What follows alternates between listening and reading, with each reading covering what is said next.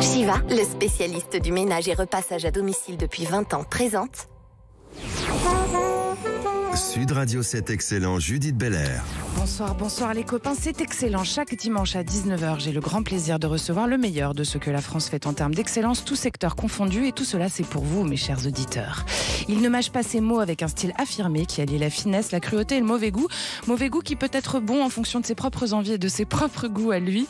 Nicolas Destiendorf est un écrivain primé qui ne se lasse pas de venir nous déranger, et il vient nous raconter tout cela et plus encore ce soir sur Sud Radio, tout comme il le fait dans son dictionnaire amoureux du mauvais goût, tout juste sorti chez Plomb. Bonsoir Nicolas Destiendorf. Bonsoir. Léo, c'est moi. Le goût à lui aussi, c'est son affaire. Et chez les Bissonnais, on parle du bon goût des choses de la vie, à commencer par celui de leur excellente côte de bœuf, chers auditeurs. Pour ceux qui sont viandards, c'est donc une saga familiale du bon goût qui sévit depuis 1959 à la boucherie nivernaise à Paris. Et ce n'est pas prêt de s'arrêter. Jean-Baptiste Bissonnet, 6e génération de boucher haute couture, est avec vous ce soir. Il va vous raconter tout cela et plus encore évidemment. Bonsoir et bienvenue Jean-Baptiste. Bonsoir Judith. Bonsoir Nicolas. C'est excellent, vous êtes ici chez vous. Bienvenue à tous. Alors Nicolas Destiendorf, votre dictionnaire amoureux du mauvais goût, donc tout juste sorti chez Plomb, on l'a dit, est selon vos propres mots une sorte d'immense autoportrait, ce qui prend son sens quand on comprend qu'il contient le mauvais goût que vous validez et celui que vous réfutez en fait totalement. C'est le dictionnaire de votre mauvais goût à vous en fait, hein, c'est ça. De toute façon, cette collection est parfaitement partiale et totalement égotiste, égocentrique et subjective, bien entendu. Oui. Donc oui, de toute façon, voilà, il y a autant de mauvais goût que d'individus sur cette planète. Il n'y a pas même de définition du mauvais goût. Donc là, j'y suis allé franco. On m'a toujours dit depuis que je suis gamin que j'ai un goût bizarre, voire mauvais. Donc en fait, j'ai fait un étalage de mes passions et de mes détestations avec une liberté de ton et une mauvaise foi revendiquée. Mauvais goût que vous aimez cultiver donc, hein, la ringardise, ça vous parle quoi. Ah, la ringardise, le décalage, les sorties de route, la provocation, l'humour potache, l'humour pipi caca, le stade anal, tout me va. Oui, d'ailleurs, il y a des dessins que vous avez faits hein, dans ce fameux dictionnaire. Est-ce que c'est des dessins que vous avez faits avec en écrivant ou ils existaient déjà? C'est des dessins d'avant, quoi. Alors, il y a Alain Baudouir qui dessine tous les dessins toujours pour cette collection, mais je trouvais ça trop élégant, pas assez mauvais goût. J'ai retrouvé des dessins que je faisais quand j'étais gamin, enfin quand j'étais ado, et j'ai demandé à mes deux enfants qui ont 11 et 13 ans d'illustrer certaines entrées, et je leur ai dit, vous choisissez. Alors, ils ont choisi le paix, les films porno, Anne Hidalgo, vous voyez, des sujets fédérateurs. Oui, Anne Hidalgo, c'est très fédérateur, n'est-ce pas? Alors, pour les auditeurs, un petit panel du contenu de votre dictionnaire amoureux du mauvais goût. On va commencer par un que vous n'aimez pas du tout, l'écrivain Albert Cohen. Hein. A priori, vous l'aimez pas, auteur du roman éponyme Belle du Seigneur, qui en prend pour son grade, je vous cite, le plafond de verre littéraire de nombreuses naïades. Est-ce que vous pouvez me décrire naïade, s'il vous plaît, Nicolas Destiendorf? Ah, une naïade, bon, alors, en l'occurrence, dans ma tête, c'est une jeune femme qui a peut-être des aspirations littéraires, mais qui, en fait, va s'arrêter à Belle du Seigneur. C'est bon, elle a lu ses 800 pages, elle peut aller jusqu'au tombeau et continuer à lire des petits romans de 250 pages pendant l'été. C'est quoi la version masculine de ça, là? Alors, est-ce qu'il y a un Naya? Alors effectivement, non, là vous me voilà. Mais en revanche, l'article est sur Belle du Seigneur part sur Albert Cohen, dont j'avais adoré tous les autres livres, et je m'étais gardé Belle du Seigneur pour la fin, et j'avais été déçu. Et pourquoi c'est du vrai mauvais goût pour vous alors, Belle du Seigneur? Non, c'est le côté dégoulinant, le côté sirupeux, le côté guimauve, c'est-à-dire j'aime la surenchère, mais quand elle est faite avec du second degré, quand elle est incisive et quand il y a une forme d'humour. Là, c'est pas drôle du tout. On a beau dire que c'est un livre avec des passages comiques, je trouve que c'est très très très complaisant, très lourd. J'ai pas trouvé ça comique, hein, Belle du Seigneur personnellement, mais bon, peut-être que vous, ça vous a fait rire. C'est toutes les scènes sur la vie diplomatique, à l'SDN et tout ça. Mais j'ai toujours, en fait, je vous avoue une chose, quand je l'ai lu, j'ai trouvé ça très beau. Et en fait, je me suis plongé dedans après. Je me suis dit, mais qu'est-ce qui m'est arrivé? Donc en fait, c'est aussi une forme de haine de soi. D'accord. Vous aimez pas être romantique, en fait? J'aime pas la sensiblerie, disons. Le romantisme, qu'est-ce que ça veut dire? On ne sait pas. Si c'est avoir des grands cheveux, j'en ai régulièrement. Mais ensuite, voilà, il faut aller. Le côté, je regarde mon nombril en regardant l'infini. Non, je préfère regarder une belle entrecôte ou une belle côte de bœuf. Là, il y a du beau.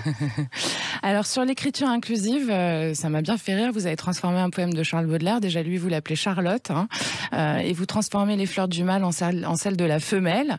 Est-ce que c'est pour souligner une certaine forme de ridicule à cette volonté inclusive actuelle naturel qui a l'air de vous déplaire fortement. Absolument. Là, je me suis dit, tiens, je vais tester. Bon, c'est une potacherie, c'est une blague, mais j'ai pris donc l'Albatros de Charles Baudelaire et je l'ai inclusivé. Ça marche pas trop. Et effectivement, le résultat est assez navrant et on se dit qu'effectivement, si on part de ce principe-là, on peut vraiment être amené à tout réécrire. Quand je vois que récemment... Le maire de Pantin aussi, qui appelle sa ville Pantine. Voilà, ou quand je vois que maintenant on republie les œuvres de Roald Dahl en retirant le mot gros parce que c'est segmentant ou clivant, on vit dans une époque un peu étrange quand même. Et pourquoi il faudrait laisser ce mot alors, selon vous? C'est intéressant ça. Ce mot quoi? Le mot gros, justement. Parce que d'abord, on ne retouche pas une œuvre littéraire si on commence à faire ce que j'appelle moi du révisionnisme, c'est-à-dire voilà, elle est là, et puis qu'est-ce que ça a de méchant? Les gens sont gros, les gens sont vieux, on dit les seniors, avant on disait les vieux, quand la retraite a été créée, ça s'appelait la retraite des vieux. Qu'est-ce que ça a de négatif de dire vieux? Le fait de désigner, en fait, c'est compliqué aujourd'hui. Il y a un mot, il y a une chose. Est-ce que trop inclure, finalement, ça en revient à exclure? Vous avez 2 heures développées. C'est un peu ça que ça fait. Absolument. C'est-à-dire que ça enlève. On en arrive à une juxtaposition d'individualité qui fait que les gens ne se parlent plus. Et les gens se regardent avec méfiance. Et chacun est dans son précaré. L'essence, c'est le partage, la camaraderie, l'ouverture et accepter les différences de l'autre sans moquer. C'est très bien de se moquer des autres à partir du moment où il y a du répondant. Mais le second degré, la légèreté, la désinvolture sont des choses qui sont honnies maintenant. Oui. C'est vrai. Nicolas Destiendorf, le comble du mauvais goût chez vous, c'est tout de même que vous êtes le neveu de Honoré Destiendorf, pionnier de la Résistance et figure tutélaire pour vous, c'est vous qui le dites, mais aussi l'ayant droit de l'écrivain collaborationniste Lucien Rebattet, chose que vous justifiez par votre amour, je vous cite, des pas clairs, sournois, délateurs et autres ordures.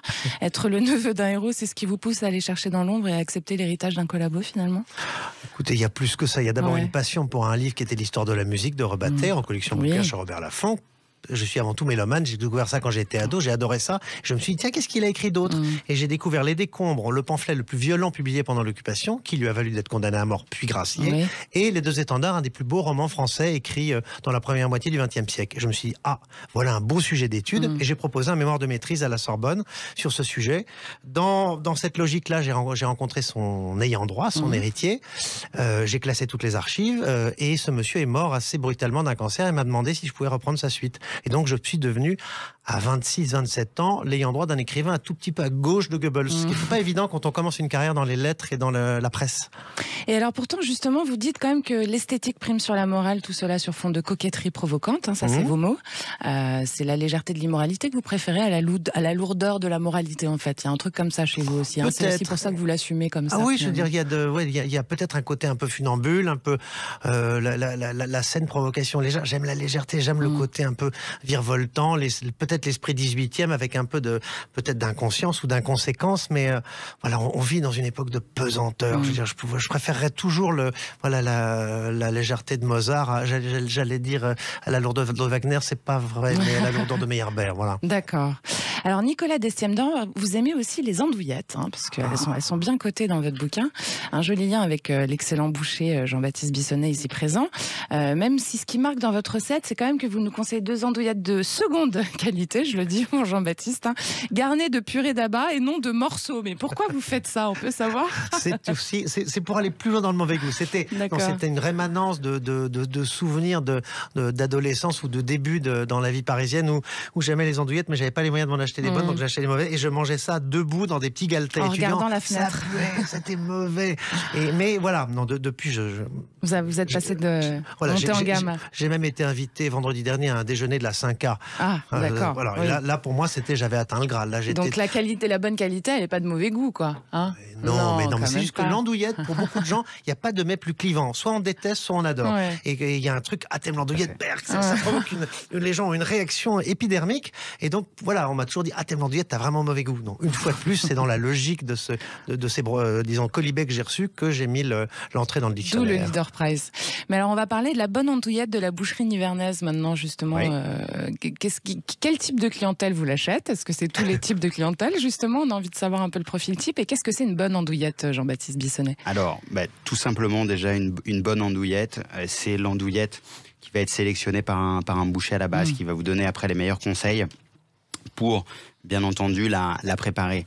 Qui va manger des andouillettes? Je dirais les amateurs d'andouillettes, ça c'est sûr. Et les amoureux de viande qui a du goût. Ouais. Et de l'odeur. Et de l'odeur. On est bien d'accord. Ouais. On est bien d'accord. Généralement, quand on fait cette préparation d'andouillettes, il faut laisser les fenêtres un peu entrouvertes et les hottes au maximum. Ouais. Ce que je peux recommander, moi, par rapport à une cuisson d'andouillettes, je ne sais pas si Nicolas est d'accord avec moi. Je ne suis pas boucher, moi je ne suis que consommateur. Dans la consommation, pour la cuisiner, il faut prendre l'andouillette et la couper, couper dans le sens de la longueur et de la faire griller gentiment et snacker doré. Et là, c'est juste extraordinaire. Après, personnellement, pour moi, la meilleure andouillette, c'est l'andouillette donc 5A. Voilà, il y a rien. La fameuse dont vous parliez tout à l'heure. Voilà, mais qui est un diplôme. Alors moi, je n'ai fait qu'assister à un déjeuner, mais qui est un diplôme qui est remis tous les ans. Et là, c'était un déjeuner de confirmation. Ouais. Mais effectivement, votre andouillette coupée dans la longueur, il faut qu'elle soit très bien faite parce qu'il faut qu'elle tienne. Parce qu'une mauvaise andouillette, elle se disloque. C'est un test. D'où le fait de partir à la base d'un bon et beau produit. Voilà, c'est ce qui change tout en fait. C'est avec quoi c'est fait. Après, une bonne andouillette, franchement, réellement, il faut qu'elle croustille. Après, je dirais les consommateurs vont. Et avec quoi vous l'accompagnez, pardon? C'est justement, c'est ce que j'allais dire. J'allais dire avec une bonne moutarde. D'accord. Après, ça peut être. Ou pas. Si elle est bonne, on peut ne rien prendre du tout. Ou pas. Après, petite pomme de terre avec.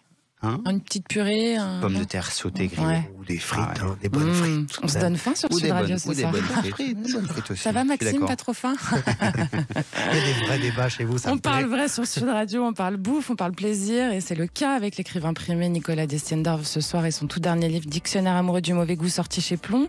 Ne ratez pas Le Roi des bouchers qui continue, Jean-Baptiste Bissonnet, les boucheries nivernaises, et on revient juste après ça. Restez avec nous, à tout de suite.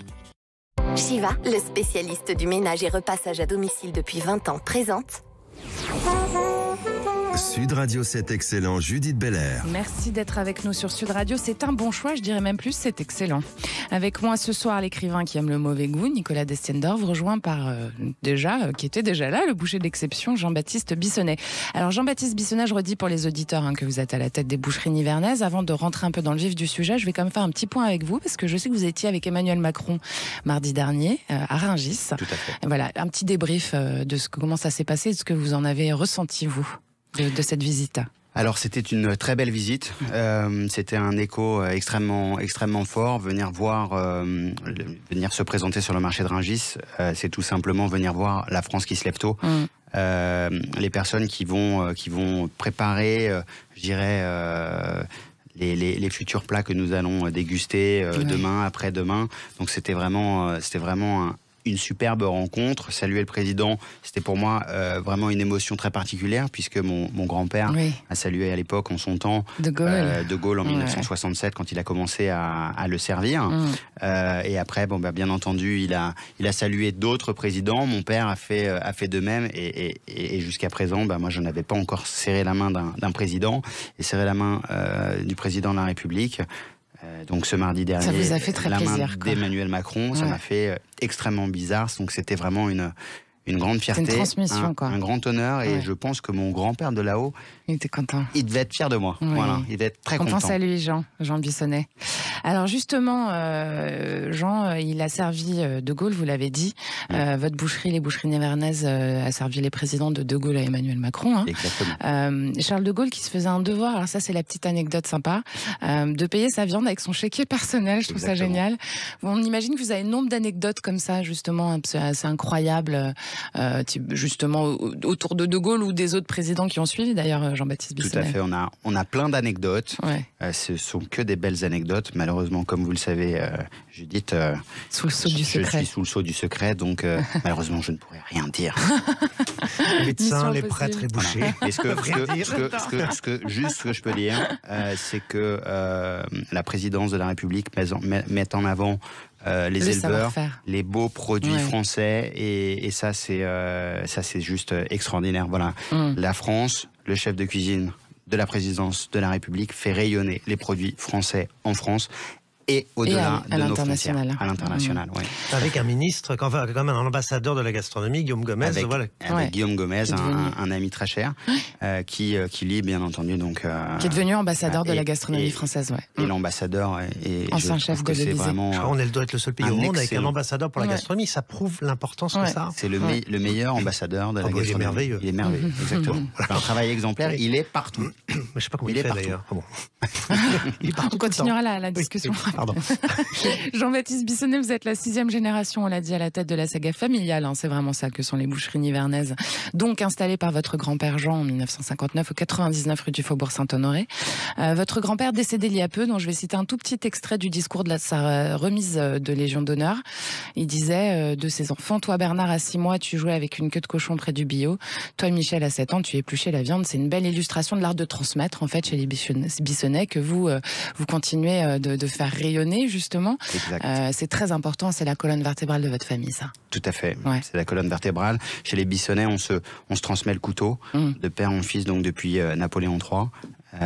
On est juste heureux, on est des amoureux du métier, on est des passionnés. On rêve, on vit le produit, on est en contact permanent avec les éleveurs. Et après, derrière, bien entendu, quand nos clients viennent nous voir, on est content de bien les servir et on leur raconte toutes les histoires. Et une fois qu'ils ont eu l'histoire et qu'ils ont goûté, généralement, ils reviennent. C'est ça, parce que vous êtes des conteurs, vous êtes des passeurs, en fait. Exactement. Ouais. Alors, vous êtes la 6e génération, on l'a dit. Il y a eu 3 boucheries nivernaises qui existent depuis dans Paris et sa région. Il y a l'historique, dont on vient de parler. Puis depuis, il y a Parly 2 au centre commercial du Chesnay, dans les Yvelines. Exact. Et il y a aussi l'atelier qui s'adresse exclusivement aux professionnels à l'Île-et-Rose, dans le Val-de-Marne. C'est sous votre impulsion, ce développement Ce développement est arrivé à l'Île-et-Rose, oui, tout à fait. Ça a été un raisonnement extrêmement mûri et bien entendu recherché et voulu par la famille, arrivé à la Île-et-Rose. Il y a de ça donc bientôt 8 ans. Très heureux d'arriver avec un nouvel atelier répondant à toutes les normes de qualité, d'hygiène et de sécurité alimentaire. Et c'est pour ça que vous en avez fait un spécialement pour les professionnels, justement On en a fait un complémentaire. Spécialement pour répondre à la demande de nos clients. D'accord. Et après, il y avait une vraie volonté, un vrai axe de développement qui était l'étranger. Parce que bien entendu, nos produits français sont connus et reconnus dans le monde entier. Donc on les fait voyager, ils sont extrêmement prisés, exactement. Pour répondre à toutes ces demandes. Elle part où votre côte de bœuf? Alors je vais vous faire rêver. La côte de bœuf, elle part à l'île Maurice. J'adore. Elle part aux Seychelles. Wow. Elle part à Hong Kong. Et comment elle voyage alors? Comment vous faites voyager de la viande comme ça? On fait voyager de la viande par avion.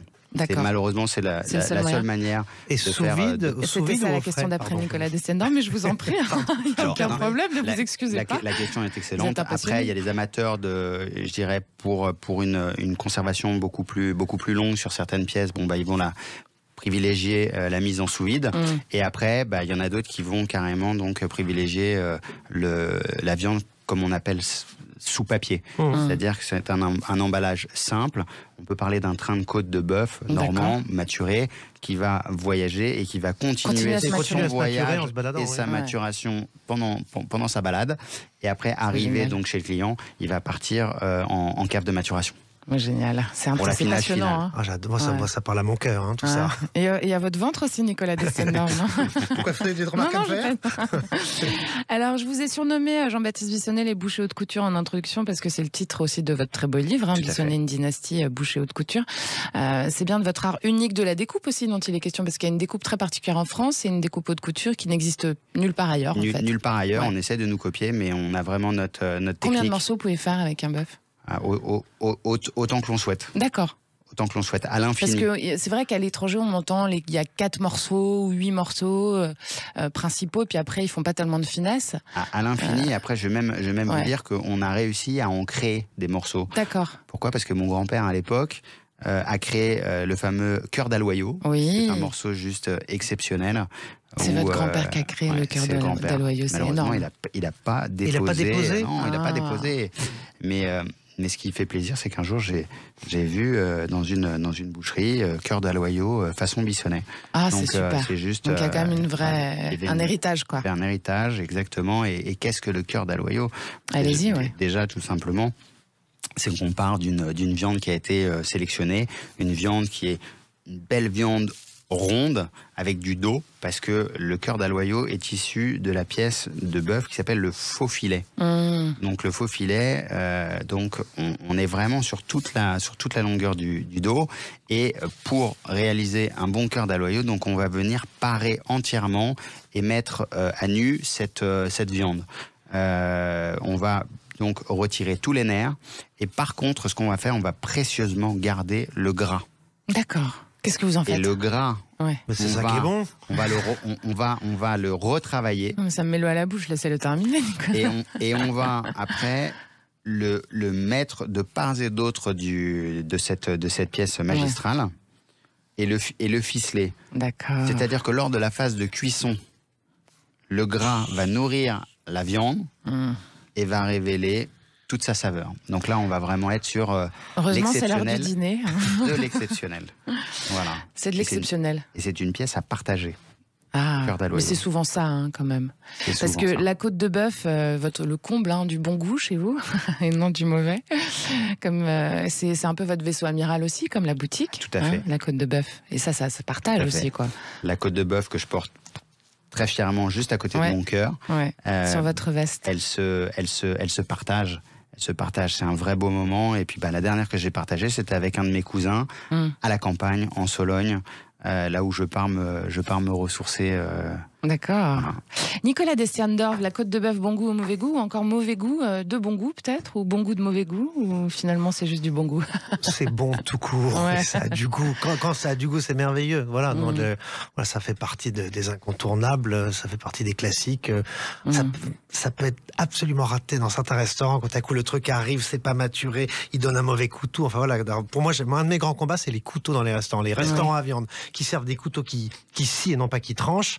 Ça abîme le produit, ça fait quelque chose de laid dans l'assiette. Et puis voilà, il faut que la viande garde son intégrité jusqu'à l'esthétique. Jusqu'à la bouche. L'esthétique est importante dans l'assiette aussi. L'esthétique, en tout cas, le pragmatisme et l'efficacité, le respect du produit. Alors les assiettes carrées, l'œuf fanfreluche, moi ça m'emmerde, ça m'énerve. L'obsession de la déco, l'important c'est ce qu'il y a dans l'assiette. Si le produit est bon et si les outils sont bons, c'est essentiel. Vous êtes d'accord avec ça, Jean-Baptiste Bissonnet? Entièrement d'accord. Entièrement d'accord. Bon. On dit souvent que les cordonniers sont les plus mal chaussés, mais chez moi, les couteaux, ils coupent à merveille. J'espère quand même chez un boucher. Et justement, quand vous allez sourcer vos produits, je sais qu'il y a de la vache normande. Oui, tout à fait. De la limousine, d'autres Comment races. vous choisissez vos producteurs? Et évidemment, vous êtes fidèles, j'imagine. Il y en a qui doivent être là depuis plusieurs dizaines d'années. Tout à fait, c'est pareil, c'est des histoires de génération. On va les choisir tout simplement par rapport à un cahier des charges, parce que nous, ce qu'on aime, le client chez nous, il vient chez nous pour manger quoi? Une bonne viande. Et une bonne viande, c'est quoi? C'est une bonne viande grasse. Et vous les choisissez sur pied, vivantes? Alors, on les choisit pas forcément sur pied vivante, mais carcasse. C'est-à-dire qu'on va visuellement... Et à quoi on reconnaît justement une bonne carcasse? Une bonne carcasse, d'abord, c'est une viande qui va être extrêmement bien couverte, c'est-à-dire bien couverte, bien finie. On va voir, faut pas que le bas des reins soit trop creux, parce qu'on va se retrouver avec notamment une pièce de faux filet extrêmement plat. Et quand on va trancher des faux filets, on va vraiment pas tomber sur un morceau très glamour. Donc là, faut vraiment trouver une bête qui est bien finie.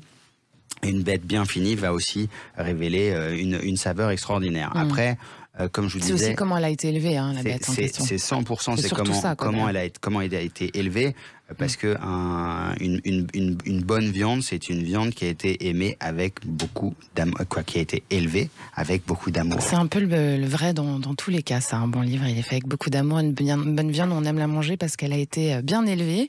Et c'est excellent tout ça. Vous êtes dans l'émission sur l'excellence française, et c'est autant de la littérature que de la viande d'exception ce soir avec Nicolas Destiendorf et Jean-Baptiste Bissonnet. On revient pour la deuxième partie de votre émission sur Sud Radio. Restez avec nous les copains, tout de suite. Shiva, le spécialiste du ménage et repassage à domicile depuis 20 ans, présente Sud Radio, c'est excellent, Judith Belair. Merci d'écouter Sud Radio, c'est excellent jusqu'à presque 20h. Vous êtes tous ici chez vous, aux côtés de ceux qui font tous les jours le pari de l'excellence. Ce soir, il s'agit de parler littérature et bonne bouffe, ou bon produit, comme il vous plaît, avec l'écrivain Nicolas Destiendorf et le boucher Jean-Baptiste Bissonnet. Alors, Nicolas Destiendorf, vous êtes un écrivain prolifique, vous avez écrit une vingtaine de livres, parmi lesquels... 33. Oh là là. 33. Pourquoi il y avait une vingtaine alors dans ce que j'ai lu sur Internet? C'était faux.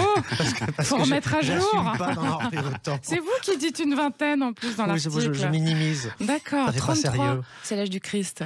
Voilà, c'est ce qu'on dit chez le médecin aussi. Voilà. Ok.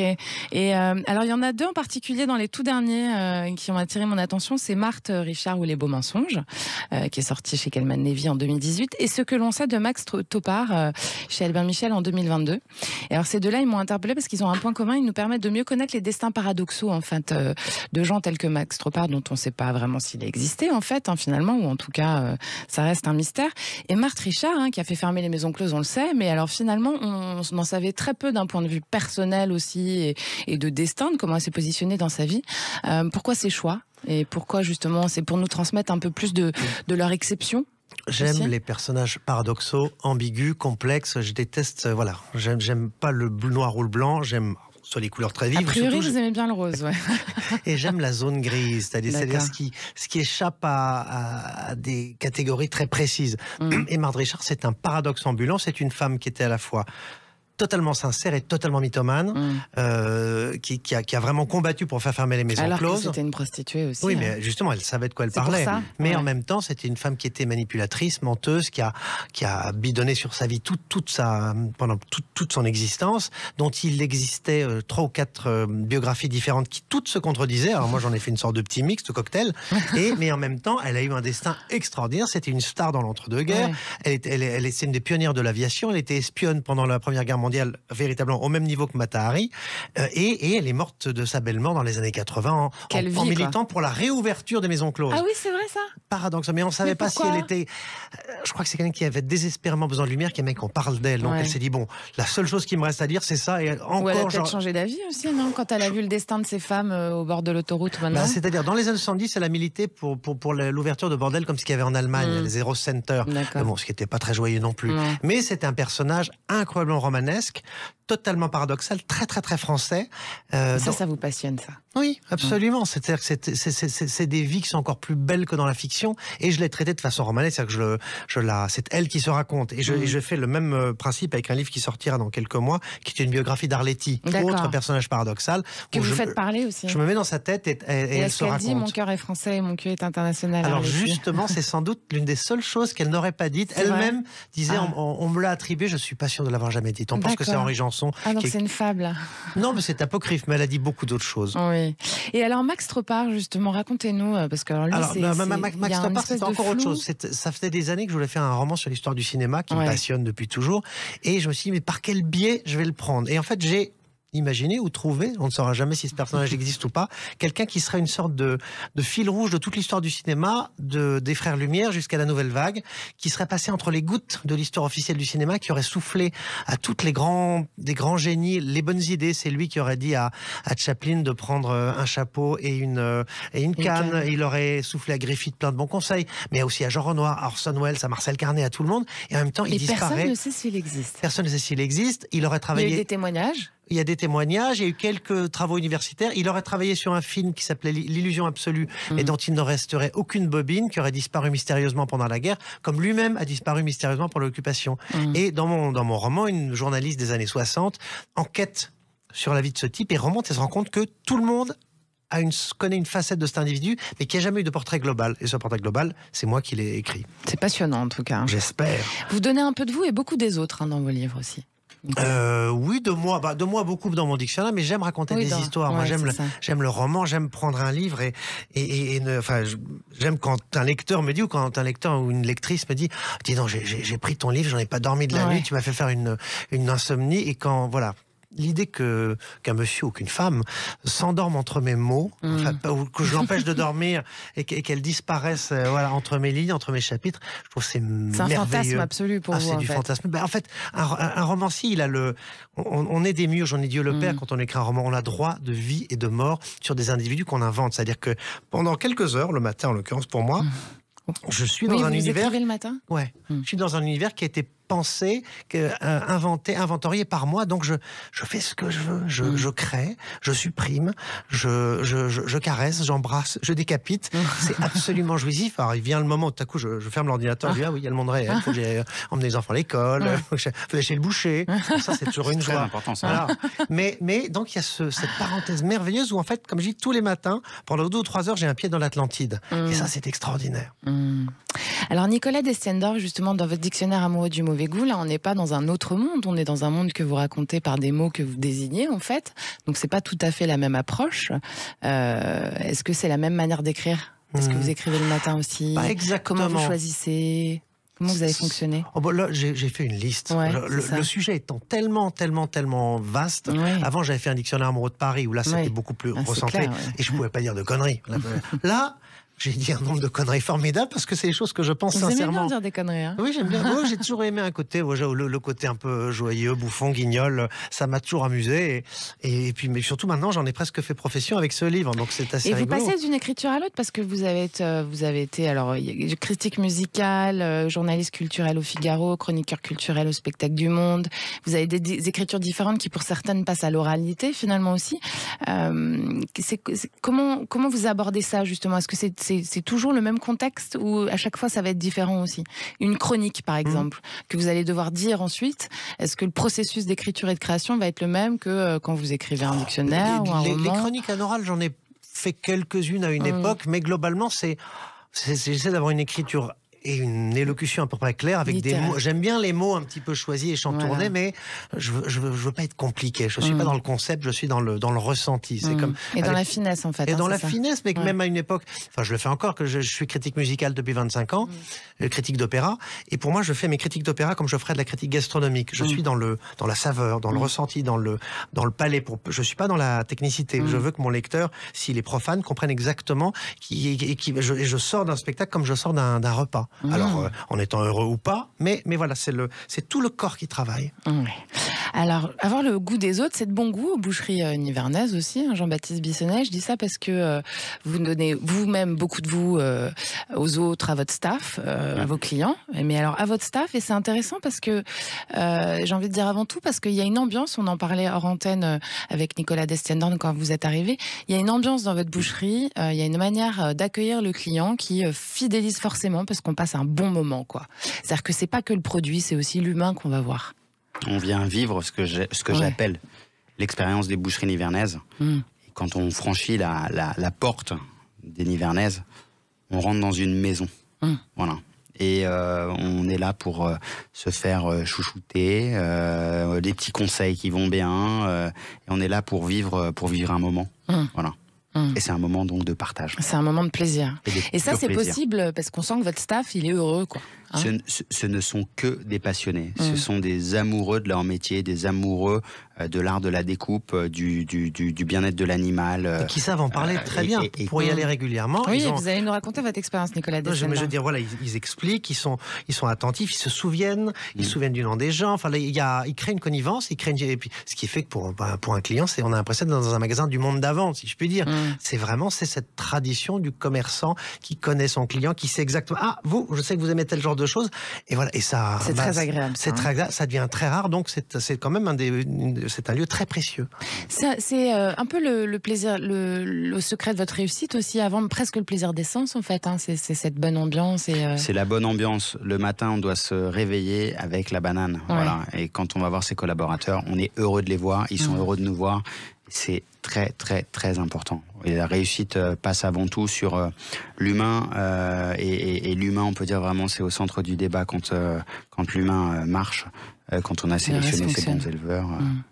Normalement, ça glisse, quoi. Exactement. Alors, être boucher aux boucheries nivernaises, c'est devenir un passeur, je l'ai dit tout à l'heure, un passeur de monde, en fait, hein, parce que ça part de l'éleveur, ça vient dans l'assiette, ça peut aussi aller au grand chef. Oui, tout à fait. Voilà, vous rentrez dans l'intimité des gens par le bon produit qui permet aussi d'anticiper une bonne cuisine. Donc, c'est toute une chaîne, en fait, qui s'arrête jamais, quoi. Hein, elle ne s'arrête jamais. C'est pour ça que on sort de chez son boucher, on fait son repas, et on revient.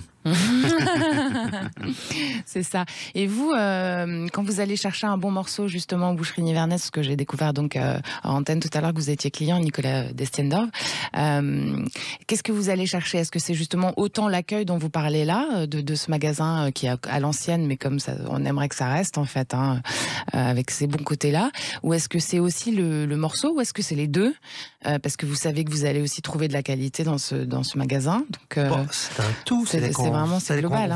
On va aux boucheries nivernaise. On sait qu'on va avoir l'accueil, la qualité, la précision, les conseils. Enfin voilà, ce que dans l'absolu tous les bouchers devraient faire, mais ce qui n'est pas forcément le cas. Vous trouvez que ça se perd, ça?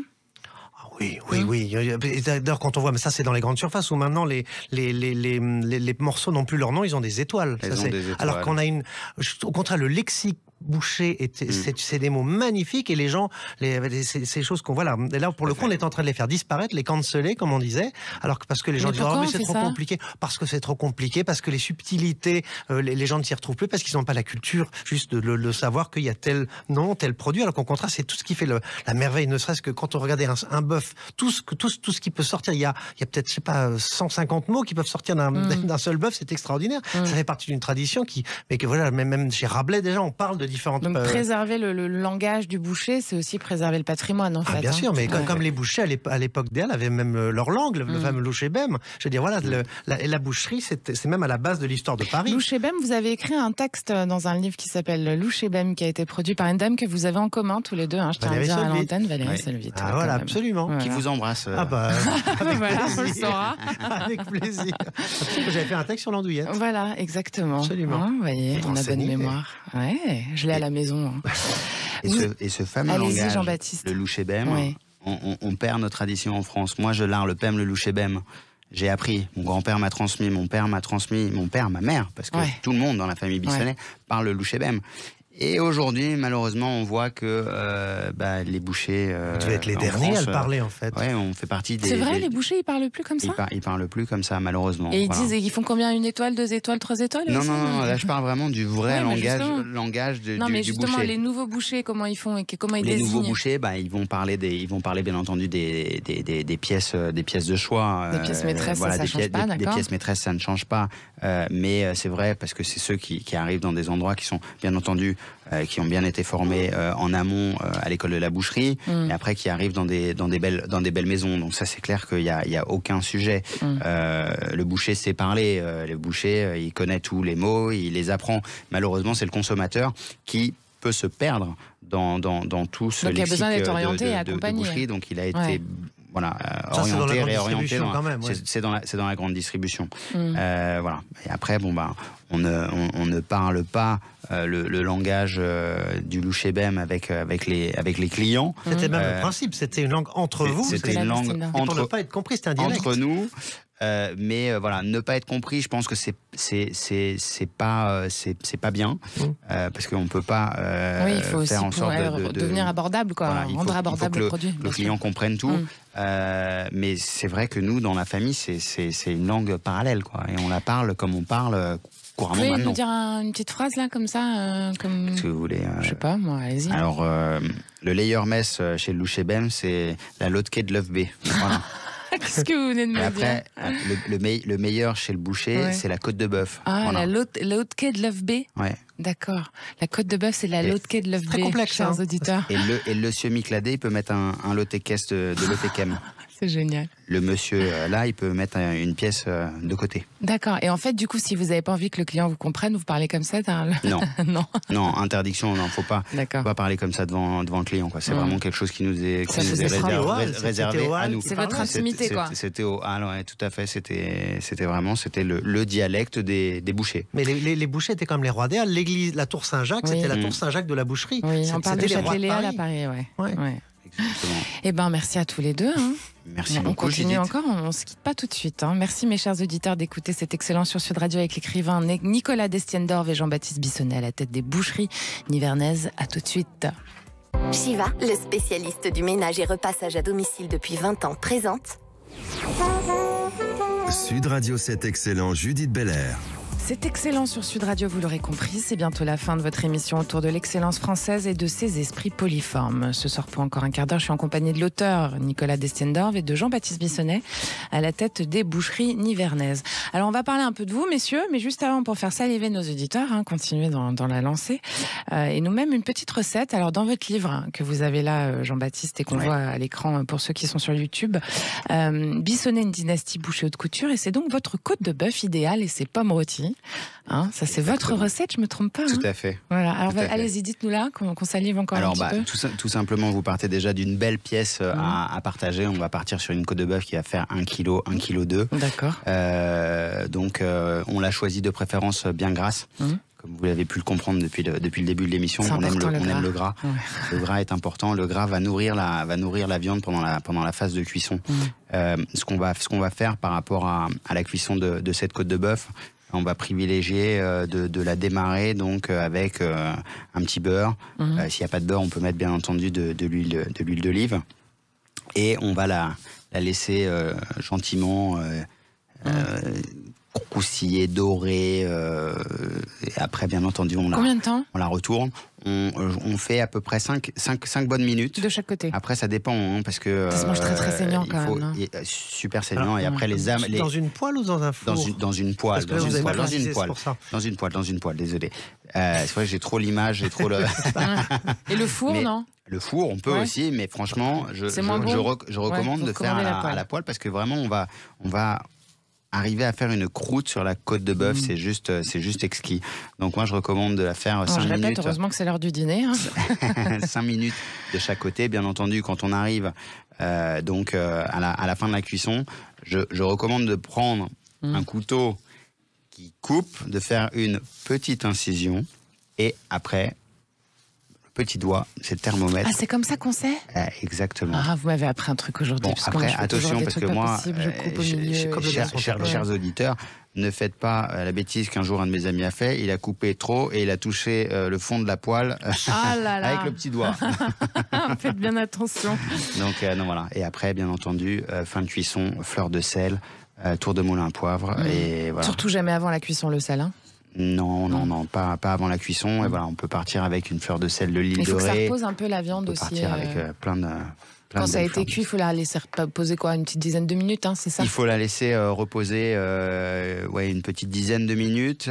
Après, pas plus, parce qu'il faut quand même la manger chaude. Ouais. Après, ce que je recommande, c'est de l'emballer dans du papier d'aluminium et après dans un torchon, comme ça va garder vraiment toute la saveur. Et ce qui se passe, c'est que ces bonnes recettes. Les fibres de la viande vont se détendre. Voilà. Et surtout, gardez bien la sauce, gardez bien le jus qui en découle pour pouvoir le resservir. Et après, bien entendu, les petites pommes de terre sautées. Tout à l'heure, on était plutôt pommes de terre sautées, frites. Ouais. Moi, je suis plutôt un amateur des pommes de terre sautées, grillées. Et plus il y a de beurre, plus elles sont grillées, et plus on les laisse longtemps dans la poêle. Bon, je vous laisse, je vais aller manger. Je vais aller me faire ma côte de bœuf. Mais juste avant ça, je vais quand même citer votre grand-père aussi sur la suite, parce que c'est important ce qu'il a dit. Il a dit le destin n'est rien sans les sentiments. Ça, c'est Jean Bissonnet qui a dit ça. Ce qui vous résume plutôt bien, Jean-Baptiste, puisque vous auriez pu prendre une route totalement différente. Tout à fait. Voilà. Mais on en déduit que c'est par amour de votre famille et de ce que vous faites, que vous avez choisi votre chemin. Qu'est-ce qui vous a séduit en premier dans ce métier? Ce qui m'a séduit, c'est que tout simplement, mon papa m'a donné goût au métier. On parlait de Rungis tout à l'heure. Quand j'étais gamin, il m'emmenait à Rungis. Donc papa était acheteur à Rungis, et après il revenait dans une des boucheries et il travaillait, donc il faisait sa journée, il faisait deux journées en une. On partait, on se réveillait, il était non, il était bien plus tôt. On était debout à 2h du matin. Ouais. Et à 2h45, on était rendu sur place sur le marché de Rungis. Et moi je me rappelle parcourir les allées, il y avait 2 pavillons. À l'époque, il y avait 67 mandataires.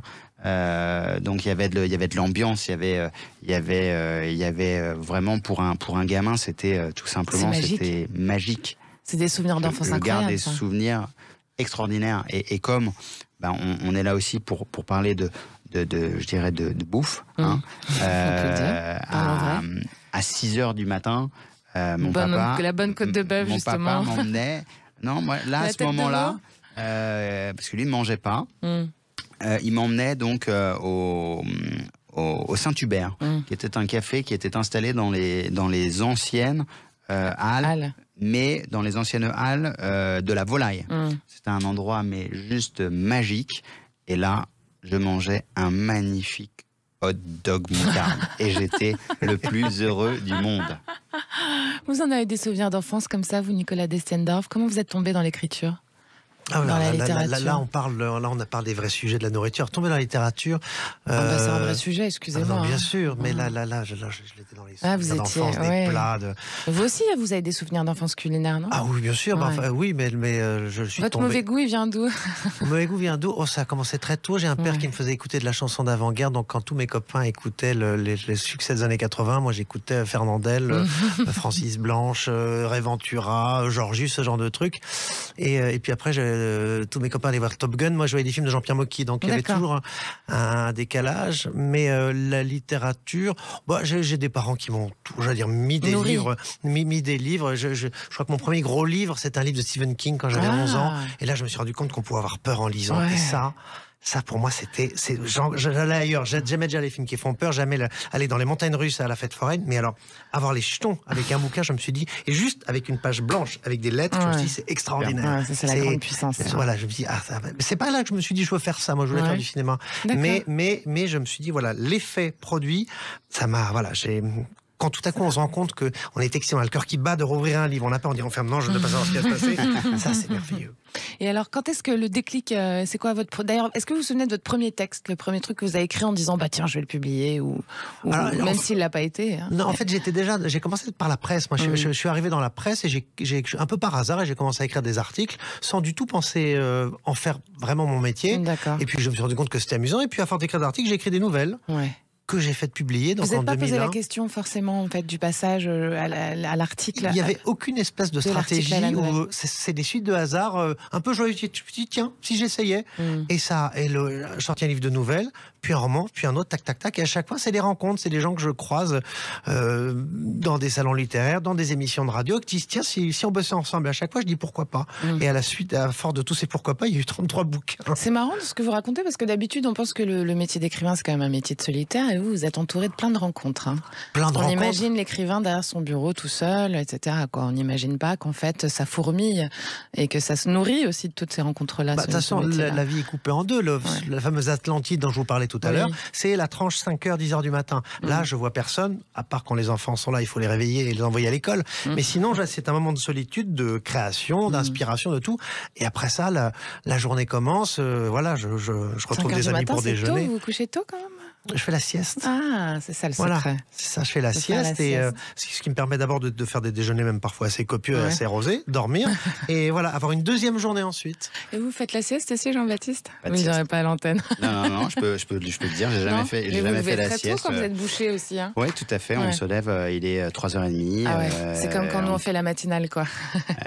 Il faut se lever tôt. Et après, on enchaîne, et voilà. Si vous pouviez l'un et l'autre décrire votre métier en 2 mots, allez-y, tiens, Jean-Baptiste Bissonnette.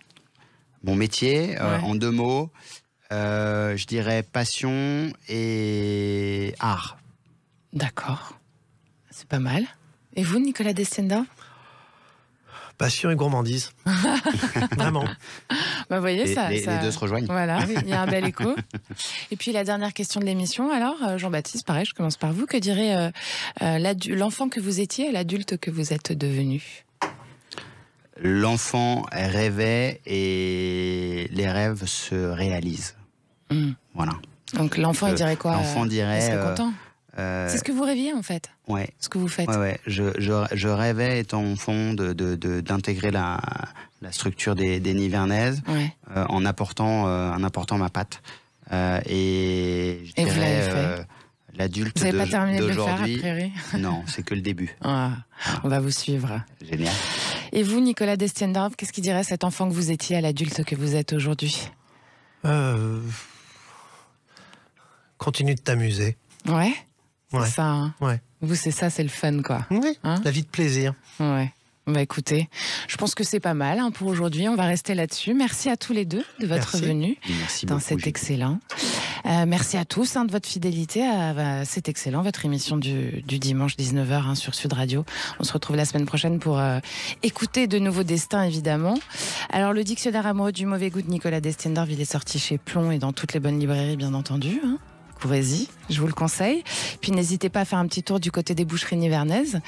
Si vous êtes féru de bonne viande, c'est au 99 rue du Faubourg Saint-Honoré à Paris, ou désormais aussi à Parly-2 au centre commercial du Chesnay, dans les Yvelines si vous êtes dans le coin. Merci à Maxime Sénat qui réalise pour vous aujourd'hui. Sud Radio, ses équipes. Vous pouvez retrouver toutes vos émissions sur le site, la chaîne YouTube de Sud Radio, les réseaux sociaux, 10h les copains. À dimanche prochain, on va y arriver. Je vous fais des bisous. Sud Radio 7 excellent, Judith Belair. Avec Shiva, le spécialiste du ménage et repassage à domicile depuis 20 ans.